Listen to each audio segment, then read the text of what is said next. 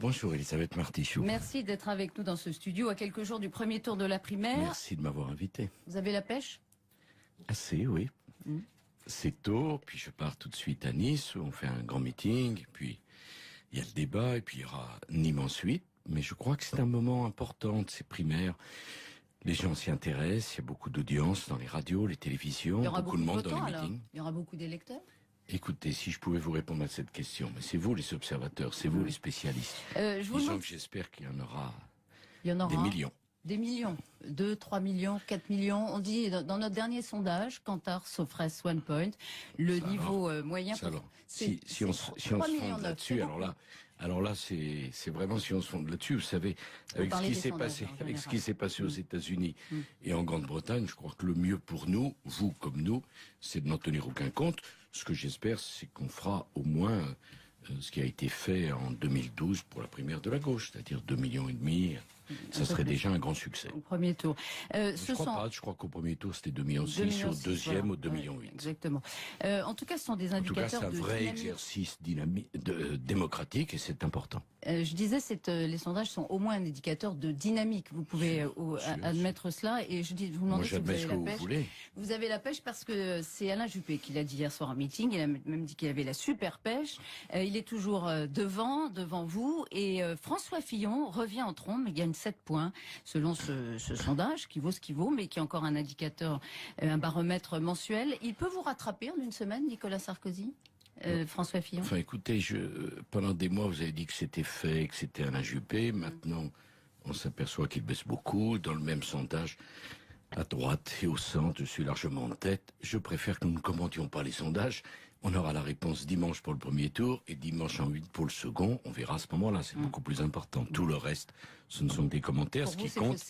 Pour vous, ces sondages peuvent être faussés, finalement, par un vote caché. Franchement, tous les gens sont partis dormir le soir des élections américaines en pensant que c'est Hillary Clinton qui était élu. Puis finalement, c'était Trump. Tous les gens sont partis aller se coucher au moment du référendum britannique en pensant que le Brexit s'était refusé. Finalement, c'était accepté. Écoutez, le mieux, c'est de se concentrer sur les propositions des uns et des autres. Comment répond-on aux défis nouveaux? Et l'élection de M. Trump est un défi incontestable pour la France et pour l'Europe. On va en parler, mais vous dites que les sondages peuvent se tromper. Non, je ne dis pas du tout ça, je les commande pas. Y compris pour François Fillon, qui aujourd'hui rêve d'être au second tour qualifié. Mais c'est normal, mais il y a 7 candidats, on verra ce que font les uns et les autres, restons tranquilles. Vous dites qu'Alain Juppé, en tout cas, gouvernerait la France, je vous l'ai entendu, comme une vieille dame qu'on ne veut pas bouger. Comment caractérisez-vous le programme de François Fillon? Bon, nous avons, François Fillon et moi, une différence, qui est une différence importante, même si nous avons beaucoup de points de désaccord. Il propose une augmentation de 2 points de la TVA. Je m'oppose absolument à toute augmentation des impôts. Pourquoi ? Parce que M. Hollande a augmenté les impôts des Français de 50 milliards.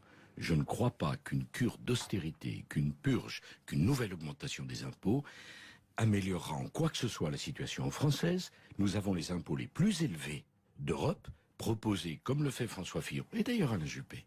Alain Juppé propose 1 point d'augmentation de TVA. François Fillon, 2 points d'augmentation de TVA.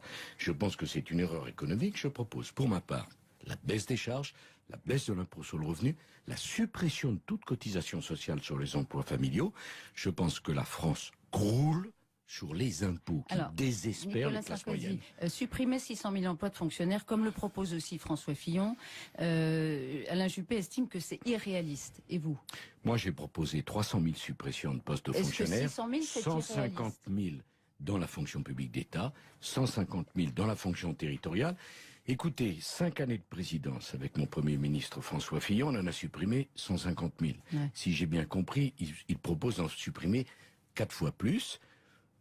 J'émets des doutes sur la possibilité, mais c'est son droit de proposer ce qu'il propose. Donc finalement, dans le fond, vous avez la même appréciation de cette promesse de supprimer 600 000 fonctionnaires qu'Alain Juppé. Vous estimez que ça moi, je ne porte pas de jugement sur les autres. Je vous dis, voilà la différence que nous avons.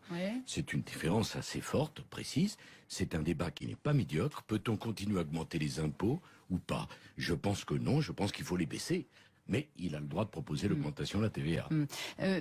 Ce faisant, vous avez énoncé un certain nombre de réformes que vous proposez, effectivement, dans votre programme pour la primaire, mais il y a les sondages, il y a aussi l'image qui est importante. Et l'image de réformiste, c'est François Fillon qui la porte le mieux, dirais-je, du point de vue des Français. Comment vous l'expliquez? Je ne sais pas du tout. C'est lui qui a l'image de réformiste. Je ne sais pas où vous trouvez ça. Vous savez, revenons aux institutions. Qui est-ce qui est élu, Elisabeth Martichoux? C'est le président de la République. Qui est-ce qui est nommé? C'est le Premier ministre. Le patron, c'est donc celui qui est élu, pas celui qui est nommé. Mais là, il est jugé sur son programme. Et donc, lorsque j'étais président de la République, je décidais d'un certain nombre de réformes que François Fillon mettait en œuvre loyalement. C'est ainsi. Pour le reste, nous avons chacun présenté des propositions. Moi, je suis venu pour expliquer les miennes, pas pour critiquer les autres. Parce que de toute manière, je vais vous dire une chose, dans 15 jours maximum, il va bien falloir qu'on se rassemble tous pour proposer aux Français l'alternance. Ouais. Alors il y en a un que vous avez beaucoup critiqué, c'est François Bayrou. Et au moment où votre offensive anti-Bayrou a peut-être porté ses fruits, mais enfin vous dites que les sondages n'engagent à rien, vous admettez qu'en cas de duel Bayrou-Marine Le Pen, vous voteriez François Bayrou. Alors on ne comprend plus, parce qu'il a été votre cible pendant des semaines. Pardon Madame Martichoux, d'abord la question, on n'est pas dans la cour de récréation, la question n'est pas d'avoir un problème personnel avec Monsieur Bayrou, tout ça n'a aucun sens. C'est un problème politique majeur. Je ne partage pas les options programmatiques de François Bayrou. Il propose de créer une tranche d'impôt sur le revenu à 50%. Il propose de régulariser tous les étrangers en situation irrégulière. Il a refusé de voter la réforme des retraites que j'ai proposée avec François Fillon, passant l'âge de la retraite de 60 à 62 ans. Comme dans le même temps, on doit continuer à augmenter l'âge de départ à la retraite, je ne vois pas ce qu'on ferait avec lui.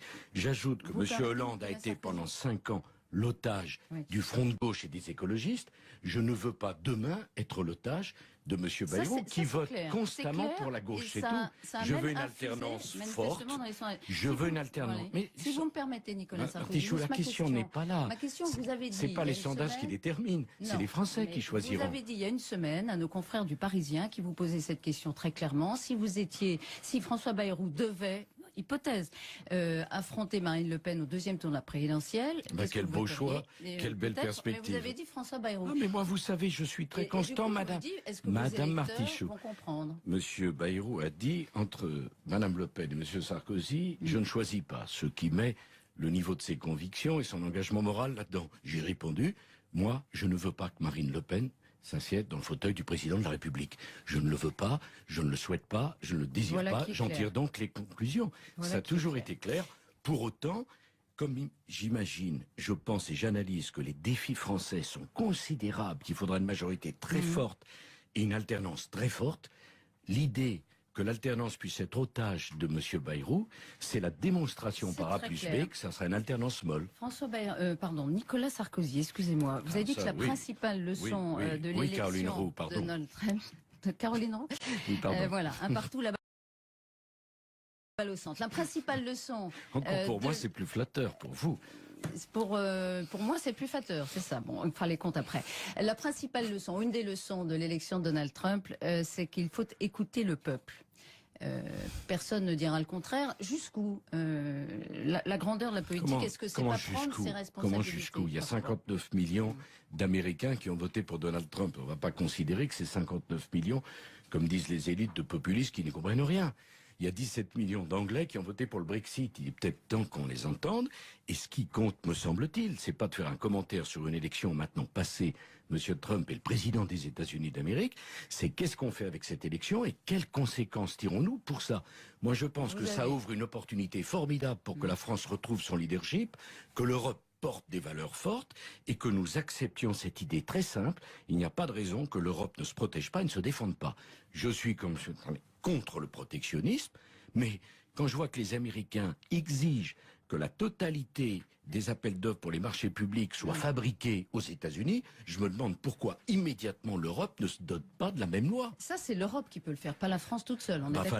La France est leader en Europe, la France a une responsabilité particulière. J'aurais été en situation d'être président de la République, je demanderais immédiatement une réunion du Conseil européen pour que nous décidions deux choses. Une loi qui oblige pour tous les marchés publics, quelle que soit l'entreprise étrangère qui les obtient, à fabriquer en Europe. Je ne veux plus de la disparition de notre industrie européenne et française. Et deuxièmement, si M. Trump met en œuvre son engagement de sortir de l'accord de Paris sur le climat. Oui. Je souhaite une taxe carbone aux frontières de l'Europe qui taxe de 1 à 3% tous les produits américains, parce qu'il n'y a aucune raison que nos chefs d'entreprise respectent la loi et que les entreprises américaines s'en exonèrent. On en a parlé d'ailleurs avec Alain Juppé de cette initiative que vous avez. C'est quand même un sujet qui me semble plus important que le commentaire sur les sondages. Pour la paix du monde. Mais une question, la France pourra-t-elle avoir... C'est pas le protectionnisme le grand danger pour la paix du monde. Le grand danger pour la paix du monde, c'est que la Chine, le Brésil, la Russie, les États-Unis se protègent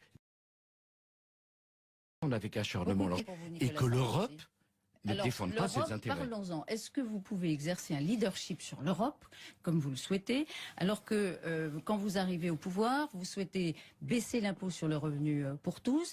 Il y a un risque de faire exploser momentanément, mais quand même, les dépenses publiques, et donc la règle des déficits.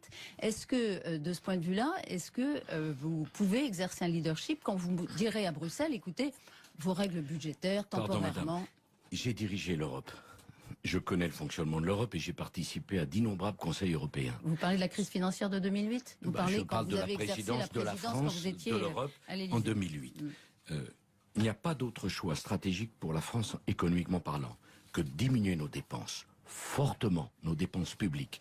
J'enverrai donc, dès juillet 2017, un texte qui réduira les dépenses publiques sur 5 ans de 100 milliards et en même temps, simultanément, les monte un sens, un texte qui baissera immédiatement les impôts pour les entreprises, pour les classes moyennes et pour les familles. Et j'irai négocier avec nos partenaires, non pas en leur disant « voilà ce que je vous promets que nous allons faire », mais en leur disant « voilà ce que nous avons décidé ». Voilà ce qui est voté, voilà nos nouvelles politiques économiques de la France. On arrive à la fin de l'interview, j'ai 2 questions brèves si vous voulez bien. Vous en prenez à la pensée unique, hein, la pensée unique, celle j'imagine que portent vos adversaires.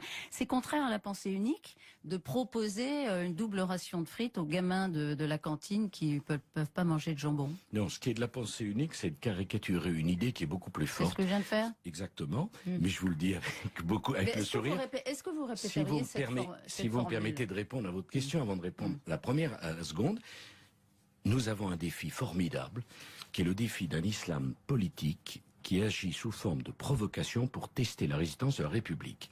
Dans la République, on n'a pas d'horaire différencié dans les piscines pour les hommes et pour les femmes. On n'oblige pas les femmes à porter un burkini sur les plages de France. Et dans les cantines scolaires, il y a le même menu. Parce que dans la République, il n'y a pas une table de petits musulmans, une table de petits juifs, une table de petits chrétiens. Alors, il y a un seul menu. Vous ne regrettez pas ce type de formule. Pardon, ce que je regrette, c'est qu'on traite avec tant de légèreté un problème extrêmement important. Est-ce qu'il y a une République? Est-ce qu'il y a une règle? Quand on est invité dans la République, quand on exerce des responsabilités, on ne fixe pas ses propres règles personnelles et religieuses à la République française. Dans la République française, il y a une règle et une seule, comme il y a une communauté et une seule, la communauté nationale. Alors à propos du respect des règles de la République, Notre-Dame-de-Landes, la justice a validé hier les travaux, l'autorisation de faire des travaux. Donc le gouvernement est face à la possibilité d'évacuer les zadistes, il faut qu'il le fasse tout de suite. Si vous arrivez au pouvoir en mai 2017 et que ça n'est pas fait, vous estimerez que l'État a manqué à ses engagements? Je vous garantis que la question de l'autorité est une question centrale en France. Où va-t-on? On a commencé ce quinquennat agonisant par Madame Leonarda qui donnait des instructions au président de la République et on le finit avec Notre-Dame-des-Landes. Qu'est-ce que c'est? Il y a eu 160 décisions de justice. Un ensemble de prétendus ONG. Il n'y a pas un risque considérable à faire cette évacuation? Il n'y a pas un risque de violence? Madame Martichoux, le spectre de Madame Martichoux, le risque considérable, c'est la pagaille. C'est le refus de l'autorité. C'est que chacun peut faire n'importe quoi. Des dizaines d'hectares en plein milieu de la République française sont occupés par des prétendus ONG d'extrême gauche, vivant de subsides publics, payés sur les cotisations des Français qui travaillent. Donc, il y a une décision de justice, elle est exécutée. Notre-Dame-des-Landes, le chantier doit commencer et ces gens doivent être évacués. Mais je pense la même chose pour ceux qui étaient debout la nuit et couchés le jour. Je pense la même chose pour les 3000 migrants en situation irrégulière sous le métro Stalingrad. Et je pense la même chose pour les gens du voyage qui occupent et qui coupent des autoroutes parce qu'ils ne sont pas contents.